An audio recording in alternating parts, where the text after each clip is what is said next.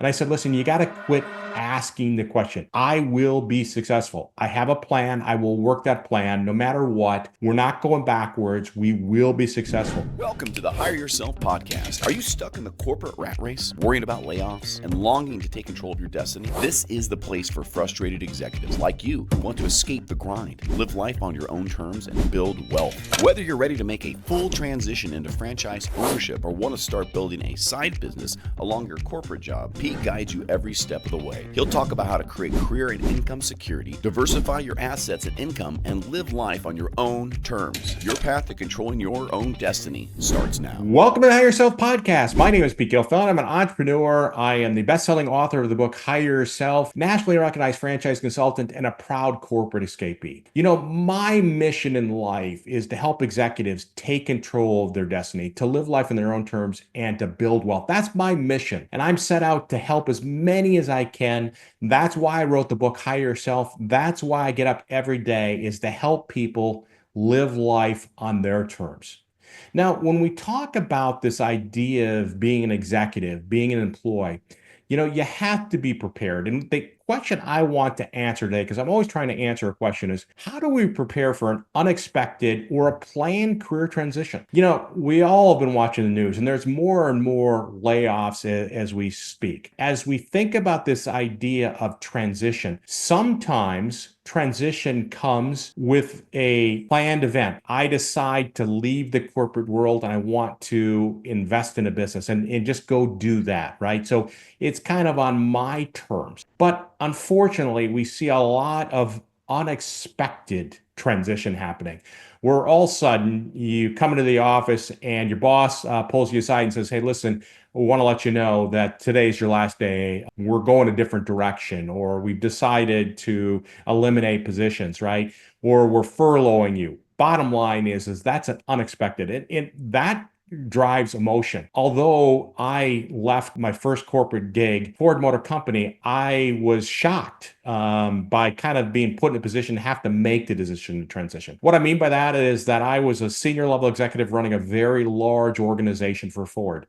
And I was back in the day in a staff meeting, my team members, and I got called out of my staff meeting and I took a call from my boss and he offered me a voluntary separation package. And I couldn't believe it. I was shocked. I'd been getting top performing reviews. I'd been doing outstanding, but yet they offered me the opportunity to leave Ford. And I went home and talked to my wife, and we decided after a lot of contemplation that we're going to take the buyout. And I went out and decided to go take control of my destiny. And so that was something that drove a lot of emotion. And so sometimes when we get put into the position of involuntary or pushed into career transition, it can invoke a lot of emotion. And so we have to understand that's just part of it, kind of getting comfortable that, hey, listen, it doesn't matter why we're going into transition, but we're going into transition. And the next step is really start educating yourself. Start doing the research on all your options. I took 6 months to explore all my options. I looked at existing businesses. I looked at starting consulting business. I looked at existing businesses, and I looked at investing in franchise. I did my homework. I read articles. I went to websites. I followed a lot of information, and I started looking at all my options. So it is really important that you're out there educating yourself. And the idea behind this is that you can never get enough information. You want to be learning about your different options, and then more importantly, starting to evaluate those. So again, I looked at a lot of information, talked to a lot of people as we go into transition. We're educating ourselves, and we also have to have this idea of hope. We have to be in a good position. We have to be in the right mindset. You're not deserving, from a standpoint, you're not entitled, I guess would be the best way to say it. You're not entitled to that next position. You have to go into this with a mindset that, hey, listen, you did an exceptional job in the corporate world and you want to earn another opportunity, or you want to earn your next, whatever you're going to do. And this starts with being of mindset of being positive. And I think a little bit about when I was going through it, and it's something that I always believed in, is always having a mindset of gratitude. So I do gratitude journaling. I do gratitude affirmations. I always prioritize self-care, When I left the corporate world, I started working out more. I started eating right. I might lowered my blood pressure, all that kind of stuff. So as we're going through and we have this hope or this energy of going into the transition or being involved in the transition, we want to kind of reflect also on our skills. What do we bring to the table, whether it's a business we're investing in or another corporate position, and then ask for support. So I had a career coach that helped me through the process. I had franchise consultant helping me explore franchise business opportunities. I had a company helping me look for existing businesses. But I always had this mindset of gratitude. I always was reflecting upon what it took to get to the next level. And then you have to set realistic expectations, like this idea that I'm going to find another job in a month, or I'm going to start a business and it's going to replace my $300,000 a year corporate job in the first year. It just doesn't happen. We have to be realistic in regards to the timeline. We have to be realistic in terms of the finances. So when I decided to leave the corporate world and just flat out be engaged in a franchise business, an executive model full time, I realized that it was going to take some time to replace my corporate level income. So I looked at the investment in the business. I had the money to invest in the business.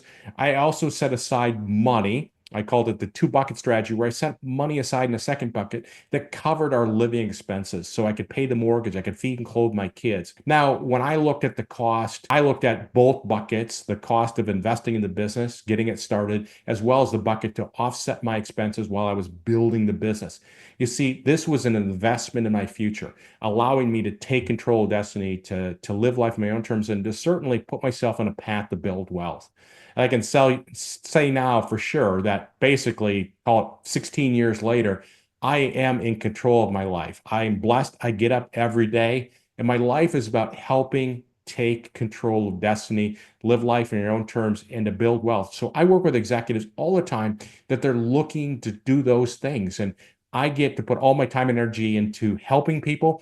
I don't have to sit through senseless meetings.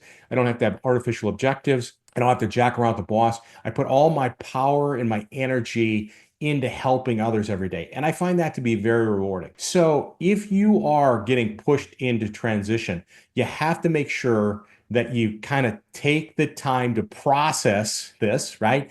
Number two is that you have to kind of have this mindset of, hey, listen, I'm going to educate myself. I am going to also have a great mindset going into this transition of gratitude and understanding that it takes some time, it takes some capital from that standpoint.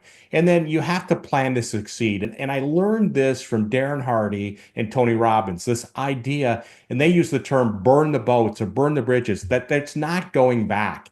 And I'll just give you my simple example of having this plan to succeed. I put together a business plan. My wife did not want us to invest in a business. She thought having a business was more risky than having a corporate job. We debated that.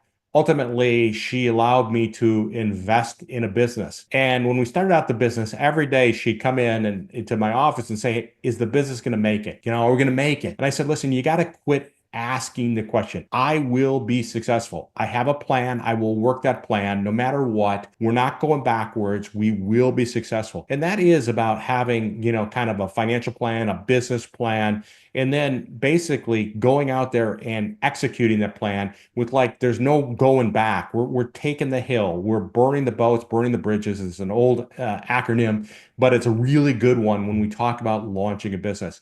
And then when we launch a business, leveraging people, having employees allows us to grow. And we want to make sure that we're hiring the right people, the right team, surrounding ourselves, I like to say, A players. So bottom line is that we can get thrown into transition or we can put ourselves in transition.